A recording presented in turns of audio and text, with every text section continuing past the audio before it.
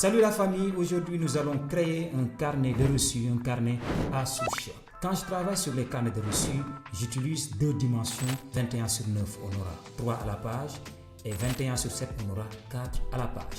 Là on va partir sur du 21 sur 9 en orientation paysage, en mode CMJN et en résolution 300. On clique sur créer. Pour un reçu, il y a une partie où on doit faire la reliure. Et cette partie-là, il faut la prévoir lors de la conception graphique pour ne pas avoir des surprises à l'atelier. Comment je procède? Je crée un carré de 1 cm sur 1 cm. Je le positionne à l'angle, ici. Je fais apparaître les règles, CTRL-R. Et puis je trace un repère. J'enlève le carré. Pour un carnet de reçu à souche, il y a deux parties. La partie qu'on doit détacher pour donner aux clients, aux parents d'élèves, parce que là on est en train de créer un reçu pour un établissement scolaire, et la partie qui doit rester sur le carnet qu'on doit garder pour la comptabilité. Ce qu'on va faire, c'est créer un autre repère. Je dois créer une marge. J'appuie sur l'outil rectangle, je fais un seul clic sur le document, ça m'ouvre une fenêtre. Je mets ici 21 sur 9. 21 sur 9, vous savez bien tout à l'heure, c'était la dimension de ce document-là, du reçu. On va créer une marge de 0,5 cm. Voilà, on met moins 0,5. Ça fait 20,5 cm. Moins 0,5, c'est-à-dire 0,5. Et là, on a 8,5. Quand on met OK, il y a le rectangle qui est créé. On clique ici, on l'aligne sur le plan de travail et puis on clique sur alignement horizontal, alignement vertical et le rectangle vient se positionner. On fait un clic droit, on clique sur créer les repères et puis on a notre repère ou bien notre marge qui est créée. Mais avant de commencer la conception, on a besoin d'informations. C'est ce qu'on va mettre sur le reçu. Logo, nom de l'établissement, numéro de téléphone, etc.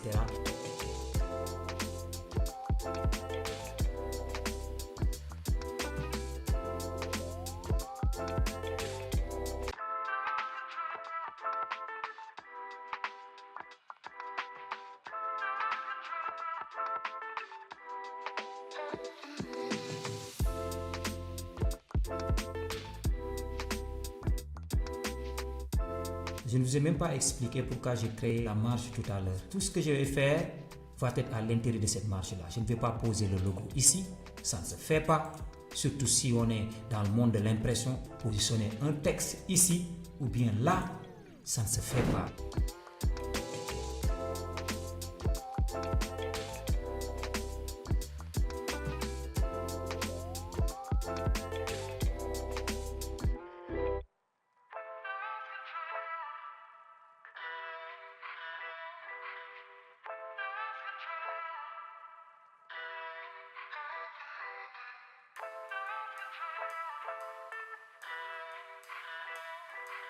J'aime que les icônes soient de la même taille que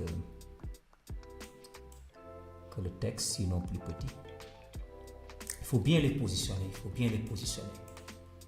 très bien les positionner.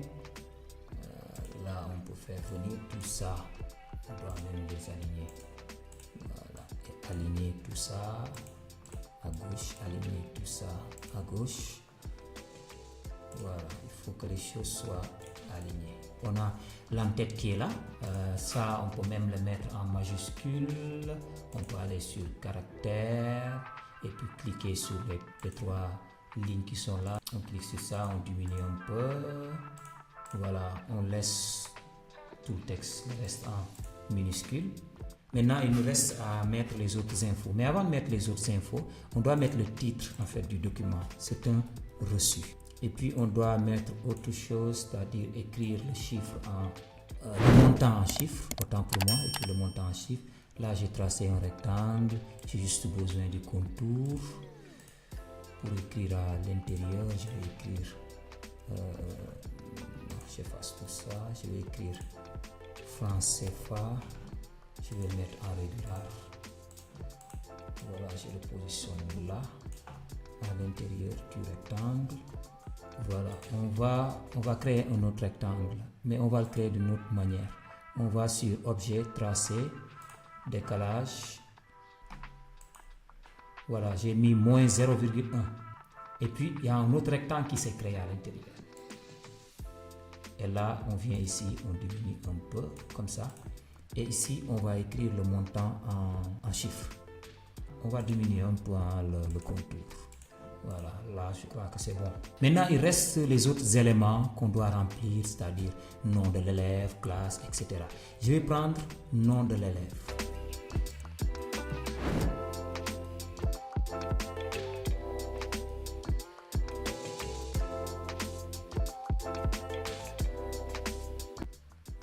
Mais bon, pour date et numéro, on va l'enlever. Bon, on va faire quelque chose de simple, mais on ne va pas aussi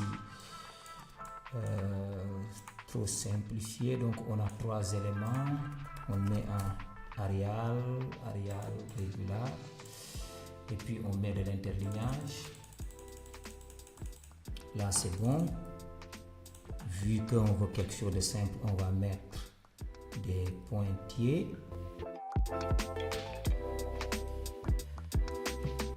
On va mettre ici numéro, ici Arial.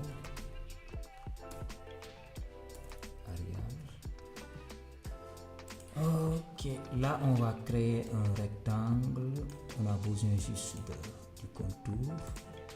Rectangle, on va mettre le numéro. Le numéro, on ne va pas le mettre directement avec le logiciel. C'est quelque chose qu'on peut faire. Je pourrais vous montrer ça, mais ça ne sera pas aujourd'hui, ça sera sur une autre vidéo. C'est pourquoi je vous demanderai de vous abonner.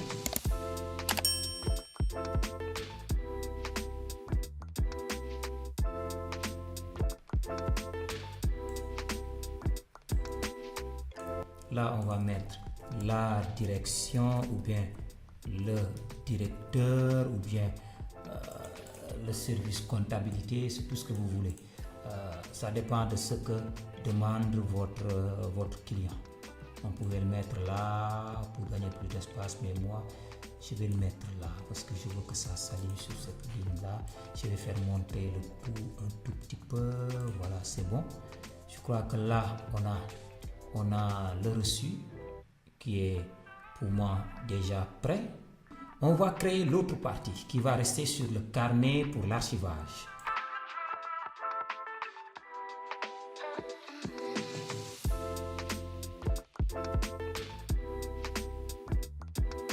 Voilà, pour qu'on ait un peu d'espace là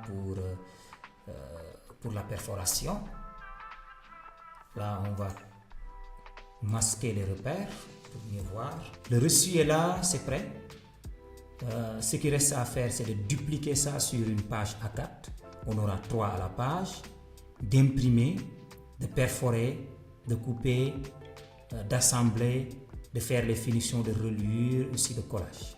C'est tout ce qui reste. Et ces différentes étapes-là, comme je l'ai dit tout à l'heure, je vais vous l'apprendre, mais il faut vous abonner, il faut partager, il faut en parler autour de vous. Et puis, il faut commenter. C'est bon pour l'algorithme de YouTube. Pour la mise en situation, on va juste tracer un trait. Et puis, on va créer des pointillés. On va mettre le trait en gris. C'est juste pour la mise en situation. Il y aura de la perforation ici et ça se fera au niveau de l'atelier. C'était tout pour aujourd'hui. Je vous donne rendez-vous la prochaine fois pour une autre vidéo sur Acacia Academy.